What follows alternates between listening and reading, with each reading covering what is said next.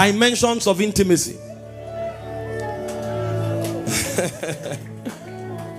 One of the major things that validates our existence is the depth of our intimacy with God.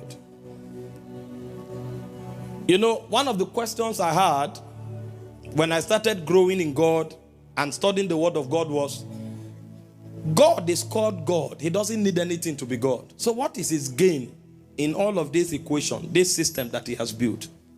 What does he stand to gain? What? Because every time we come to God, he's blessing us, empowering us. What exactly is his own gain in this equation? Because he is also a business being. He doesn't do things just for nothing. And God began to show me some scriptures. And one of the scriptures God showed me is Deuteronomy 32 verse 9. He said, for the Lord's portion is his people. He said, Jacob is the lot of his inheritance. What God gains in the equation is the relationship that he has with us. Because he's a being of love. It was love that motivated creation.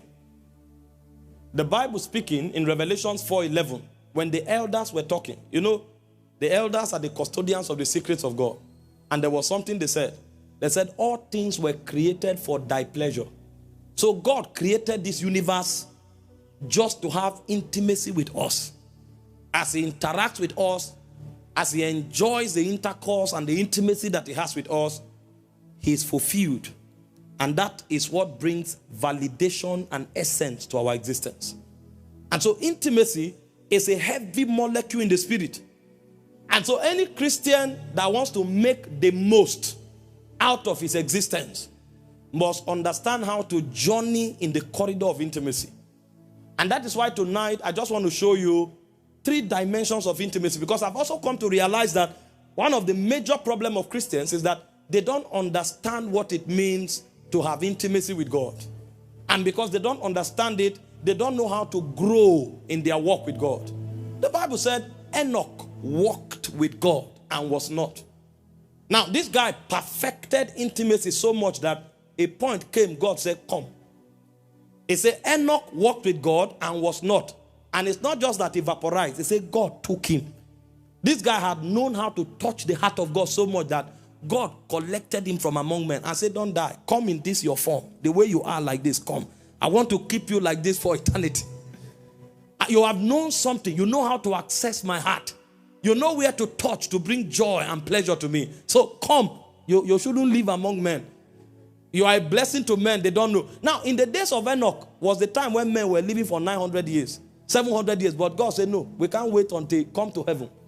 And he climbed Enoch to heaven to meet him, to stay with him. Enoch walked with God and was not, because God took him. That's how relevant this guy became with God. God, he knew something about intimacy so much that God could not even take the risk of sending him out anymore. Don't go and preach again. I know you are preaching righteousness, because Enoch was a preacher of righteousness. He said, come to heaven. Come and live with me. This thing you are doing, even angels don't know it. Stay here.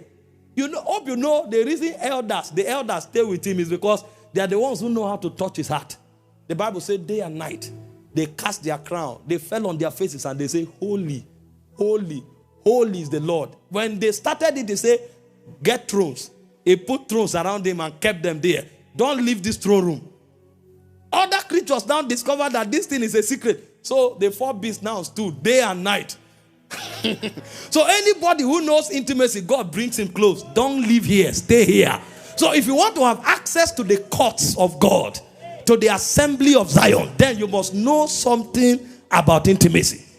And you know, one of the greatest powers that you can wield as a mortal is the right to stand in God's presence. In fact, the Bible speaking, it says, blessed is the man that God causes to approach him. That God causes you to approach him alone. He said, it's a blessing. When Gabriel was talking to Zacharias, he didn't say, I'm an archangel. He said, I am Gabriel that standeth before the presence. Because I am Gabriel and I stand in the presence, be dumb. And the man went dumb. That means there are powers allocated to intimacy that we don't know. It could also mean that the reason the quality of our lives seem to be so helpless and vulnerable is because we don't saturate ourselves sufficiently from the presence of God.